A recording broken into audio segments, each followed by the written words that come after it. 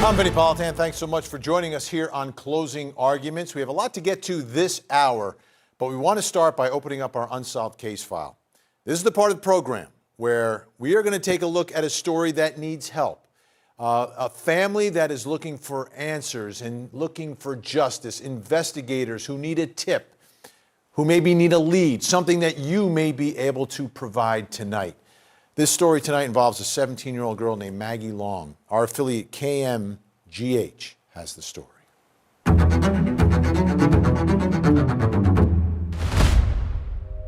We definitely really cherish the memories we have with her, and I think that's part of how we're able to continue day to day. Maggie Long's memory lives on in her parents' home and with her sisters as they continue to seek justice. She did not deserve what happened to her. She was the friendliest, the most innocent. Maggie was murdered in December 2017 at her family home in Park County. Investigators would later reveal she was burned alive. The motive has remained a mystery, and the why has baffled her family. Now everyone is left wondering if there was another factor. I think when you look at the crime that occurred, it would be hard to say that the brutality and violence of the crime got to that level without there being another factor of extreme hatred. Maggie was Asian American. Her parents were born in a refugee camp and came to the U.S. where they opened restaurants. Maggie Long's murder shook the Bailey community. Now more unsettling news. The Park County Sheriff confirmed the case was classified as a hate crime by the FBI. And so, you have to wonder then, why was the crime so hateful? Why did she die in such a violent, brutal manner? This is not a death that was accidental. It was completely intentional. And I think for those reasons, there must be another angle of why somebody would go to that extent to express their hatred. It absolutely raises more questions about how it could have happened and who it was. But I don't know, there's so many questions at this point. Friend Broderick Hartman met Maggie in grade school. Her pictures hang on the wall in his home alongside a poem. This is a picture with Maggie and my girlfriend Emily. He says the latest development has everyone wanting more information, but authorities didn't say what led to the case being reclassified. Because it really just feels like we're getting half the story at most. It's just all been so bizarre, and I feel like we just don't know anything about what happened except that she's dead. Her family released a statement saying the reclassification of this case has brought light to a new angle that may bring answers. They have thought of everything so far in this case, and they're working extremely hard. Maggie's sisters say this latest development has them rethinking everything, and they want the community to do the same. The FBI tip line is open, and there's a $75,000 reward for information. Hopefully it gets people to think about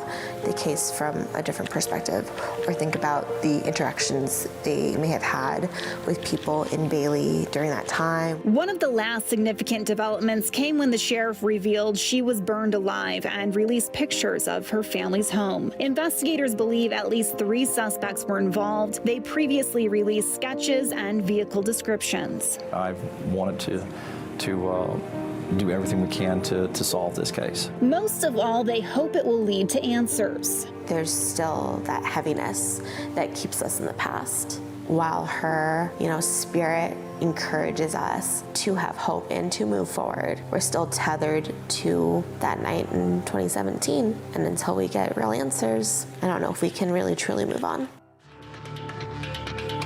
Okay, folks, this is why we do this, okay? Answers are needed. Here's a phone number. If you have any information that could help investigators and help a family, 303-239-4243. 303-239-4243. That is the Colorado Bureau of Investigation. Okay, we've got some more updates on the story. Liz Gilardi from our great affiliate KMGH has more on the story for us tonight. Maggie Long's murder shook a small mountain community in Bailey, Colorado, and now more unsettling news as the FBI confirms the case was classified as a hate crime. Maggie's family and the community have been desperate for answers since she was killed in 2017. A year later, we learned she was burned alive, and over the years, there have been a lot of rumors and speculation about the case. The FBI and Park County Sheriff confirmed the case has been reclassified as a hate crime, but they did not give any further explanation as to why. Maggie's family hopes this reclassification has brought to light a new angle that they ultimately hope will bring new answers about the case. Maggie was Asian American. Her parents were born in a refugee camp and came to the U.S. where they opened several restaurants. Her family says a detective recently told them the case would be reclassified, but they didn't initially think about the horrific killing as a hate crime, at least not initially. Authorities have speculated that she may have walked in on a robbery in progress, but one of the last significant developments in the case came when the sheriff revealed she was burned alive and released pictures of her family's home. Investigators believe at least 3 suspects were involved, and they released sketches and vehicle descriptions. There's also a $75,000 reward for answers about Maggie Long's murder, and anyone with information is encouraged to contact the FBI. I'm Liz Gilardi. Big thanks to Liz Gilardi out there at KMGH in Denver for us tonight. Let's bring in our special guests. Joining us from Denver, Colorado are Maggie Long's sisters, Connie and Lena Long. Connie, Lena, thank you both for joining us. And let's start here. I want you to take some time. For people at home, they don't know Maggie. I want you to tell them about Maggie and let them know what you're missing and what the rest of us are missing here tonight without Maggie. Oh, I'll just say that Maggie had a huge impact, not just on our small mountain community, but on communities near and far. She traveled, she joined so many clubs. She just had such an eagerness to learn and to learn about others and spread kindness and joy. And I think that's why so many people showed up to her memorial service. So many people reached out to us. And it's just been so overwhelming not being able to experience all these new things in life with her. When it comes to my sister Maggie, it's all about impact and the impact that she had on the people not just close to her friends that she loved, and her family, but the communities that she was part of. Her theater community, her sports communities, her school community. Maggie's impact touched everyone. And that infectious kindness and laughter was taken from us. You know, we do this segment because we hope that there's someone watching that may know something, heard something from someone. And sometimes they need a little push to come forward. And in this case, if there are 3 suspects, my guess is there's more than 3 people that know what happened here. Explain to us what this has done to your family, what it is like waking up every morning, and what it is like not having an answer and having no sense of justice.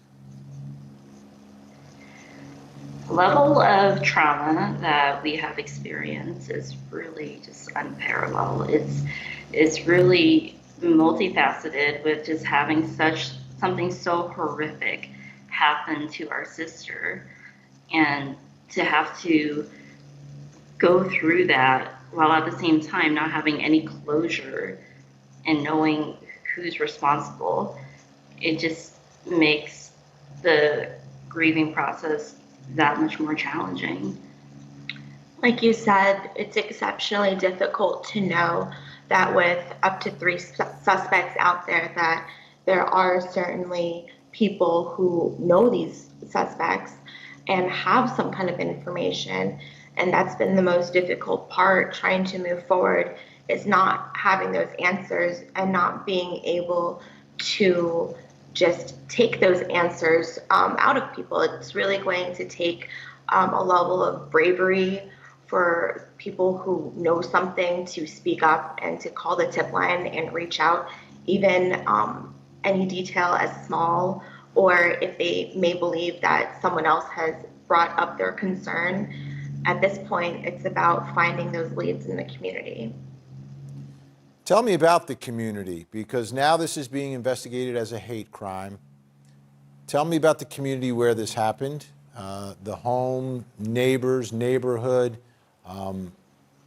What can you tell folks? Bailey, Colorado is definitely a tight-knit community. We shared all the same teachers growing up, all the way through grade school. Everyone knew our family because we had restaurants.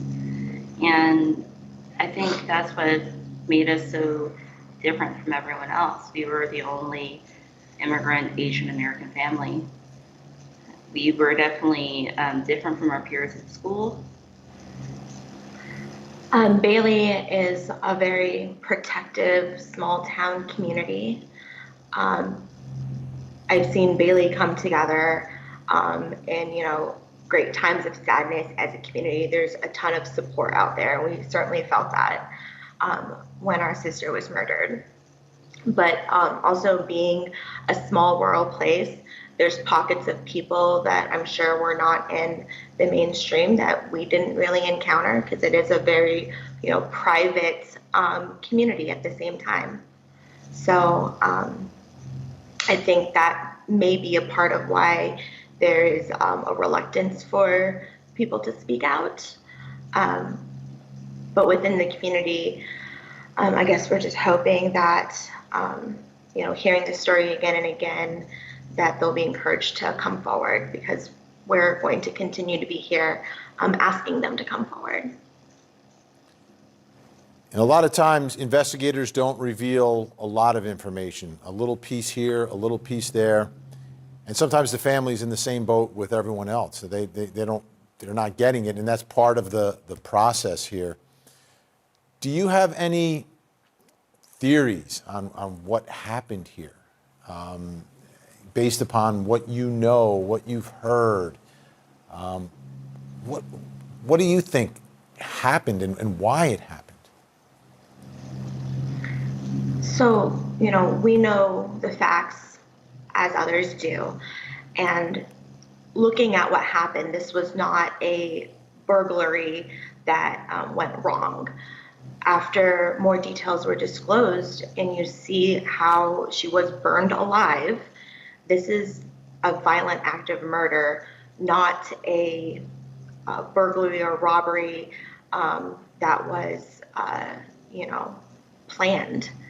It wasn't efficient, considering the few items that were taken, which are still out there, that law enforcement is searching for, guns and whatnot. But this was not a professional robbery, right?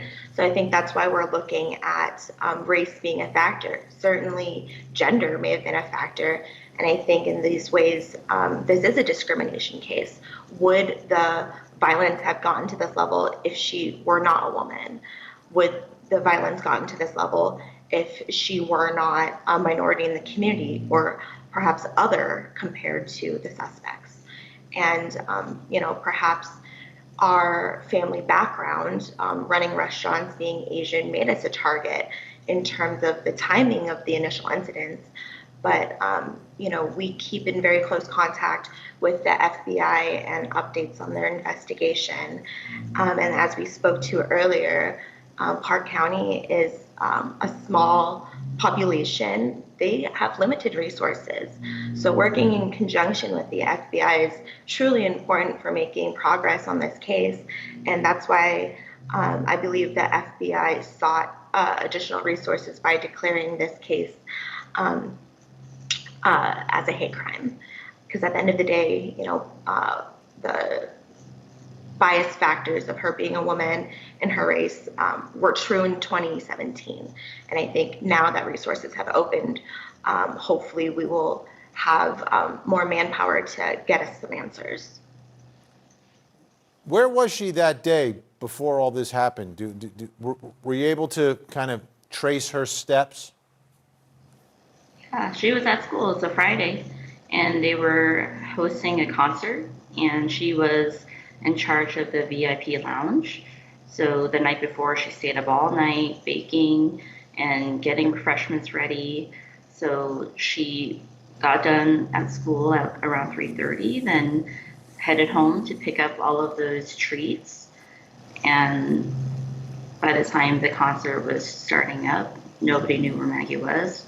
I myself, I was up at the high school. I was in the auditorium just waiting for her, like just kept my eye at the door, just waiting for Maggie to come through, because everyone knew that she was responsible and everyone was really just like confused and didn't know what was going on. So I just headed home because I just had a bad feeling. I showed up maybe a little after 7, and there was a lot of commotion. The most horrific day of your life. Such a horrible, horrible crime that took place here, and we're more than 3 years and still no answers. And it's obvious that there are people who know. There are people who have information who need to make that phone call, need to come forward. Do it anonymously. It's time to help this family out, folks. Before we go, let's finish on a higher note, okay? I want to hear a story, something that happened, something that anytime you think of Maggie, oh yeah, I remember that time we did this, we did that. So we have an even clearer picture of your sister. It's hard to sum her up in one event. I think it's just, remembering her little quirks, just the way that she would apologize to inanimate objects for bumping into them. She was seriously the most sweet, kind-hearted person. And one time she called me. She was doing a road trip up to visit me when I lived out of state. And as she was driving along, a bird came in her trajectory and she hit the bird. But she, pulled over crying about it, had to call somebody. And that just, I don't know, really shows like that level of sweet sensitivity.